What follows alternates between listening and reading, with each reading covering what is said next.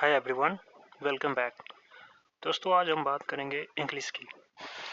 English क्यों ज़रूरी है और कैसे इसको अच्छा किया जा सकता है। जैसे कि आप सभी जानते ही होंगे कि दोस्तों की इंग्लिश आज सारे कॉम्पिटिटिव एग्ज़ाम का एक इम्पॉर्टेंट पार्ट है, चाहे वो एसएससी एग्ज़ाम्स हो, यूपीएससी एग्ज़ाम्स हो या बैंकिंग्स हो एग्ज़ाम्स हो, कोई भी एग्ज़ाम्स का एक इम्पॉर्टेंट पार्ट है। और जनरली 4 पार्ट होते हैं, इन 4 पार्ट्स होते हैं इन एग्ज़ाम्स के, जैसे कि रीजनिंग हो गया, क्वांट हो गया और जीए या सीए करंट अफेयर्स बोल लीजिए उसको, या जो लास्ट पार्ट बच रहा है वो इंग्लिश। तो इंग्लिश बहुत इम्पॉर्टेंट है। एक तो ये एकेडमिक रीजन हो गया, जो कि आपको इंग्लिश अच्छा करना चाहिए। दूसरा ये भी है कि देखिए, आज इंटरनेट पर जितना कंटेंट है उसमें से लगभग लगभग अभी भी 90% से ज़्यादा कंटेंट इंग्लिश में ही है। तो इसके लिए भी अगर आप इंटरनेट का सही में वास्तव में अगर फ़ायदा उठाना चाहते हैं अपने आपको ग्रो करने के लिए, चाहे इंटेलेक्चुअली हो या एकेडमिकली हो या वैसे भी, या किसी को यहाँ तक कि इम्प्रेस करने के लिए भी आप अगर इंग्लिश को अच्छा करना चाहते हैं, तो भी एक बेहतर रीज़न है कि आप इंग्लिश पर ध्यान दें। और इसके अलावा जब आप इंग्लिश अच्छी तरह से जानते हैं तो आप एक वाइड रेंज आपको उपलब्ध हो जाता है, चाहे वो मूवीज़ के टर्म्स में हो या बुक अगर आप पढ़ना पसंद करते हैं तो बहुत ज़्यादा आपको ऑप्शन मिल जाता है ना। मैं ये नहीं कह रहा हूँ कि हिंदी और दूसरी भाषा जो भी इंडिया में अलग अलग भाषाएं हैं, चाहे वो बंगाली हो या तमिल हो या कन्नड़ा हो या मलयालम हो, तो ऐसा नहीं कि वो सब भाषा कम है या वो ज़रूरी नहीं है, लेकिन मैं बस इतना कह रहा हूँ कि इंग्लिश भी या तो उतना ही ज़रूरी है या उससे ज़्यादा ज़रूरी है कहीं, क्योंकि English is a global language. ये आपको पूरे दुनिया के मानचित्र पर आपको रख देता है, आपको इस लायक बना देता है कि पूरी दुनिया में कहीं भी किसी से भी आप ये कर सकते हैं, बात कर सकते हैं या उससे उनसे विचारों का आदान प्रदान कर सकते हैं। तो इसलिए मैंने सोचा कि इंग्लिश पर बात की जाए। तो दोस्तों, मैं बता रहा हूँ कि आप कैसे इसको इम्प्रूव कर सकते हैं। क्यों तो मैंने बता दिया, और कैसे पर आप बात करते हैं। तो सबसे पहला चीज़ जो आप कर सकते हैं, वो मैंने पहले भी इस पर बात करा है, वो ये है कि आप अपने मन से डर निकालिए और थोड़ा पॉजिटिवली लीजिए। कुछ लोग पहले ही से इसमें इस तरह से अपने माइंडसेट को बना लेते हैं, या उनको घर में इस तरह से कर दिया जाता है या दोस्तों के द्वारा इस तरह से डिमोरलाइज कर दिया जाता है कि इंग्लिश से भागते हैं। कहा दिया जाता है कि अरे इंग्लिश पढ़ के अंग्रेज बनोगे, क्या क्या करोगे। हिंदी है हमारी, हिंदी और हमारी राष्ट्रभाषा है, जो कि अपने आप में गलत है। एक्चुअली हिंदी हमारी राष्ट्रभाषा नहीं है, बात जान लीजिए। हिंदी राजभाषा है। ये भारत के संविधान के आर्टिकल 343 में लिखा गया है कि हिंदी, वो भी देवनागरी लिपि में जो लिखी जाती है, वो हमारी देश की राजभाषा होगी। ठीक है, राष्ट्रभाषा नहीं है। राष्ट्रभाषा और राजभाषा में अंतर समझिए। बहुत लोग जो जिनको सेमी लिटरेट कहते हैं, वो इस बात को जानते नहीं और वैसे ही बोलते रहते हैं। खासकर नॉर्थ इंडिया में प्रॉब्लम है कि हिंदी राष्ट्रभाषा है। ऐसी बात नहीं है। साउथ इंडिया में जाएंगे और कहेंगे हिंदी हमारी राष्ट्रभाषा है, तो काफ़ी लोग गुस्सा हो जाते हैं, खासकर तमिल वाले लोग जो है, तमिलियन लोग जो है। तो इसलिए ये फैक्चुअली रॉन्ग इन्फॉर्मेशन है अगर आप इस तरह से जानते हैं कि इंग्लिश हमारी राष्ट्रभाषा है तो, सॉरी, हिंदी हमारी राष्ट्रभाषा है तो। चलिए आइए आते हैं पॉइंट पर। एक और बात मैं बताना चाहूँगा। देखिए, हिंदी और इंग्लिश में या और दूसरी भी जो कोई लोकल लैंग्वेज है या इंडिया की इंडिजीनियस लैंग्वेज है, और इंग्लिश में कोई कॉन्फ्लिक्ट नहीं है मेरे हिसाब से। कुछ लोग आइदर और के टर्म्स में लेते हैं, या तो अंग्रेजी या तो हिंदी, या फिर या तो अंग्रेजी और तमिल, या फिर इंग्लिश और बंगाली। ऐसा नहीं है, और आइदर और का सवाल नहीं है। दोनों या तीनों या चारों या पांचों लैंग्वेज हम लोग सीख सकते हैं, समझ सकते हैं। और ये प्रूवन बात भी है कि जो लोग जितना ज़्यादा लैंग्वेज समझते हैं या बोलने की क्षमता रखते हैं, उनका दिमाग उतना ही ज़्यादा ग्रो करता है। हमारे दिमाग में उतना ही ज़्यादा न्यूरल लिंक्स बनते हैं, हमारा दिमाग उतना ही ज़्यादा एडेप्टिव बनता है, उतना ही ज़्यादा अटेंटिव बनता है। इसलिए ज़्यादा लैंग्वेज सीखना वैसे भी बहुत ही अच्छा है आपके माइंड के एक्सरसाइज के लिए। जैसे हम फिजिकल एक्सरसाइज करते हैं अपने हेल्थ को स्वस्थ रखने के लिए, उसी तरह से मेंटल एक्सरसाइज भी ज़रूरी है। और एक बेहतरीन मेंटल एक्सरसाइज क्या हो सकता है, वो ये हो सकता है कि आप ज़्यादा से ज़्यादा लैंग्वेज सीखें, तो वैसे भी बढ़िया है। हाँ, एकेडमिकली भी आपको बहुत फ़ायदा देता है इंग्लिश। सबसे पहले एकेडमिकली ही बात करते हैं कि देखिए, जैसे दूसरा कोई भी सब्जेक्ट है, क्वांट या रीजनिंग, आप उसको 1 महीने में 15 या 20 दिन में कस के रगड़ के पढ़े, 2-3 घंटा 4 घंटा कंसिस्टेंटली दें तो आप उसको ठीक कर सकते हैं, बहुत अच्छे लेवल तक सुधार कर सकते हैं। इंग्लिश वैसा नहीं है कि 1 महीने 15 दिन में आप पढ़ के उसको ठीक कर लेंगे, ज़्यादा कोई आपको लाभ हो ही नहीं सकता। इसके लिए कंसिस्टेंट 6 महीना, साल भर, 2 साल, 3 साल कंसिस्टेंटली जब पढ़ेंगे तभी आप इस पर अच्छे पेपर बना सकते हैं। पास करने लायक या कट ऑफ निकालने लायक 3, 4, 5 मार्क्स आप पा लेंगे, वो अलग बात है, लेकिन अच्छा या बेहतर बनाने के लिए आपको लंबा और कंसिस्टेंट प्रयास चाहिए।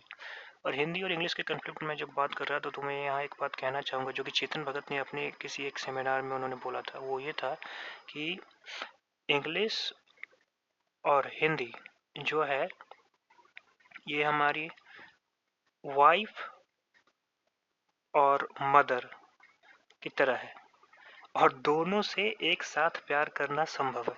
आप जानते ही हैं, है ना, एक तरफ कुआं और दूसरी तरफ खाई, तो आप कहीं भाग नहीं सकते हैं, इसलिए दोनों को प्यार करना संभव है और हम सब अपनी ज़िंदगी में इन दोनों से रिश्तों में बैलेंस बना के ही चलते हैं और चलना ही पड़ता है, इसके अलावा कोई उपाय भी नहीं है। इसी तरह से आप हिंदी और इंग्लिश को भी लीजिए, समझे। तो चलिए आगे शुरू करते हैं, आते हैं अपने मेन पॉइंट पे। सबसे पहली बात जो है वो ये है कि आपको माइंडसेट चेंज करने की ज़रूरत है, जो कि मैंने पहले ही बता दिया था।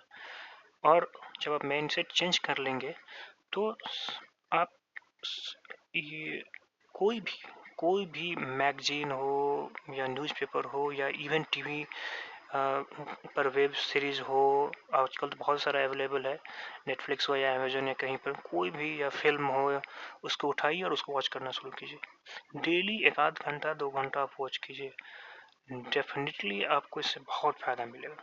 पहला बात ये उन लोगों के लिए है जिनको पढ़ने में मन नहीं लगता, जिनको बुक पढ़ने में उतना इंटरेस्ट नहीं है या मन नहीं लगता, वो शुरुआत यहाँ से कर सकते हैं।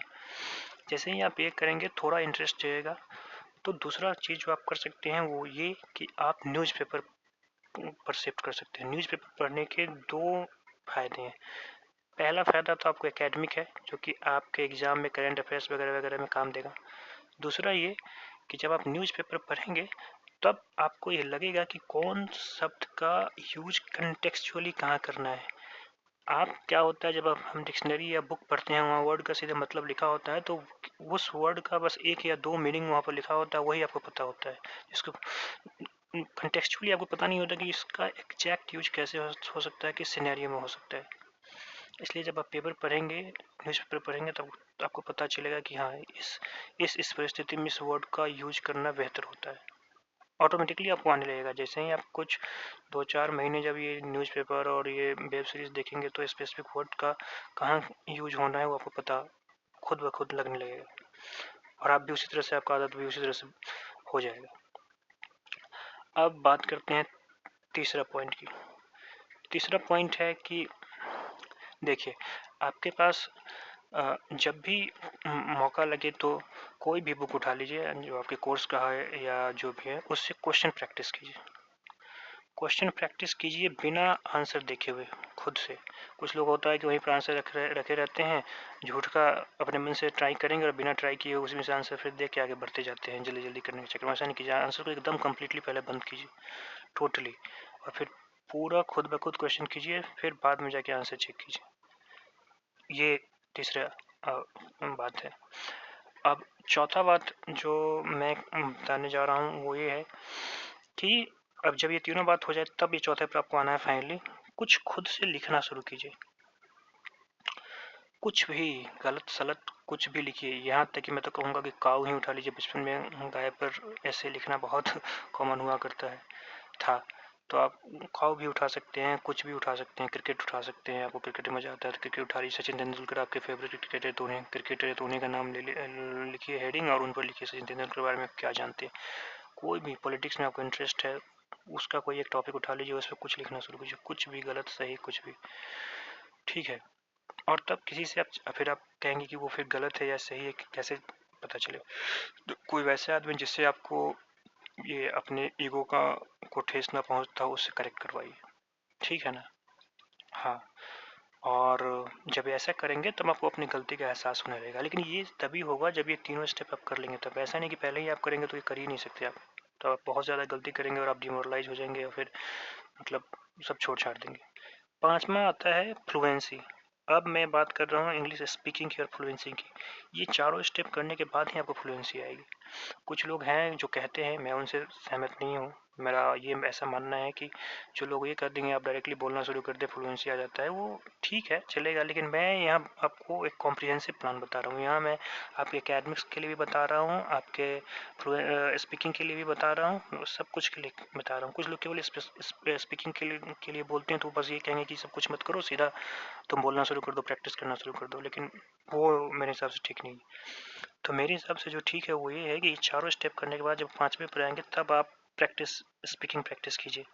उसके लिए आजकल बहुत उपाय है। या तो लोग बोलते थे पहले कि मिरर में देख के बोलिए, लेकिन मैं समझता हूँ मिरर से बेहतर है कि आप अपने मोबाइल, आप तो आज तो सबके पास स्मार्टफोन है, अपने मोबाइल का रिकॉर्डर ऑन कीजिए और कुछ भी, जैसे मैंने चौथे पॉइंट में बोला था कि कोई टॉपिक पर आप लिखिए, उसी उसी तरह से कोई टॉपिक उठाइए, यहाँ पर 2 3 5 लाइन जो भी आता है गलत सही बोलिए, उसको रिकॉर्ड कीजिए, फिर बोलिए, रिकॉर्ड कीजिए। और रिकॉर्डिंग किसी उसको दिखाना नहीं है, आप चुपके से अपने देखिए और फिर उसको डिलीट करिए।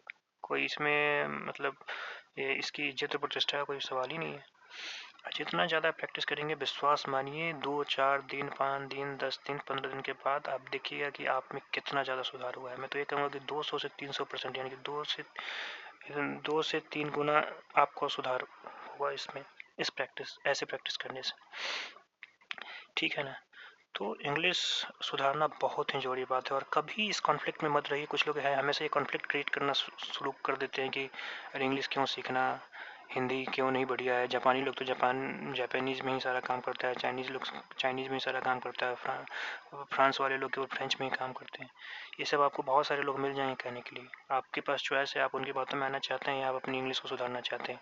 इंडिया में ये रियलिटी नहीं है जो फ्रांस और जापान वाला उदाहरण देके आपको लोग कहते हैं। इंडिया में रियलिटी यही है कि चूँकि हम लोग का एक लीगेसी है कि हमारे यहाँ ब्रिटिश रह चुके हैं, तो इंग्लिश का शुरुआत से ही एक बन गया है। और इसके बहुत सारे एडवांटेज भी हैं। दुनिया में हम वैसे कंट्री हैं जहाँ पर दूसरे सबसे ज़्यादा लोग इंग्लिश बोलने वाले रहते हैं, इसलिए बहुत सारा जॉब्स भी हमारे पास आता है सर्विस सेक्टर का बैठे बैठे।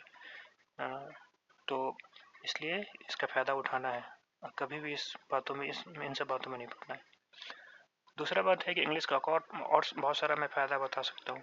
जैसे कि इंग्लिश है आपको उन सारे लोगों से अलग करता है जो लोग फ्रेंच या जर्मन लोग काम नहीं कर सकते, या चाइनीज़ लोग जो काम नहीं कर सकते वो आप कर सकते हैं केवल और केवल इंग्लिश के भरोसे पे। इंडिया में जो आईटी सेक्टर है उसका ग्रो करने का एक बहुत बड़ा कारण जो है वो है इंग्लिश का ग्रोथ। आईटी सेक्टर जो बेंगलोर में जितनी काम होता है, आईटी सेक्टर जब मैं कर रहा हूँ तो हमेशा बीपीओ मत समझ लिए। बीपीओ तो बहुत नीचे स्तर का जॉब है जो इसमें केवल कस्टमर को सर्विस देने की बात करी जाती है। लेकिन उसके अलावा भी सॉफ्टवेयर डेवलपमेंट हो या टेक्निकल एनालिस्ट का जॉब हो, ये सारा जो होता है जॉब उसमें इंग्लिश में ही काम होता है। 99% ऑलमोस्ट 99% काम इंग्लिश में ही होता है, इसलिए भी इंग्लिश बहुत ज़रूरी है। तो ठीक है दोस्तों, आगे भी मैं कोशिश करूँगा कि इस पर कुछ और इसके कंटेंट पे वीडियो लाऊं, इंग्लिश के कंटेंट पे मैं वीडियो लाऊं। चूँकि ये तो मैं बस आपको वैसे ही टिप्स दे दिया हूँ, कंटेंट्स पर भी मैं वीडियो लाऊंगा, एकेडमिक कंटेंट्स पर मैं वीडियो लाऊंगा। जैसे कि बहुत सारा कंफ्यूजिंग वर्ड्स होता है, बहुत लोग कंफ्यूज हो जाते हैं कि जैसे अफेक्ट, AFFECT और EFFECT, ये अफेक्ट और अफेक्ट में क्या अंतर है। इसी तरह से अगर आपने गौर किया होगा तो कई बार लोग इसमें कंफ्यूज हो जाते हैं कि एडवाइस विथ सी और एडवाइज या एडवाइस इसको बोलते हैं, सौ और जो, इस दोनों में क्या अंतर है। कुछ लोग तो ये समझते हैं कि अरे या तो यही सही है या तो यही सही है, लेकिन नहीं, ये दोनों सही है। ये भी सही है, ये भी सही है। इस दोनों में फंडामेंटली अंतर यही है कि एक नाउन है और एक वर्ब है। ये आपका वर्ब है और ये आपका नाउन है। इसी तरह से पिछले एग्जाम्पल जो अफेक्ट इफेक्ट था उसमें भी यही चक्कर था। इसी तरह से आपने बहुत सारा वर्ड है ऐसा, या बहुत सारा टॉपिक है इंग्लिश में ऐसे जो बहुत कंफ्यूजिंग है, लोगों को बहुत कंफ्यूज करते हैं, इसलिए लोग डर के पहले ही छोड़ देते हैं।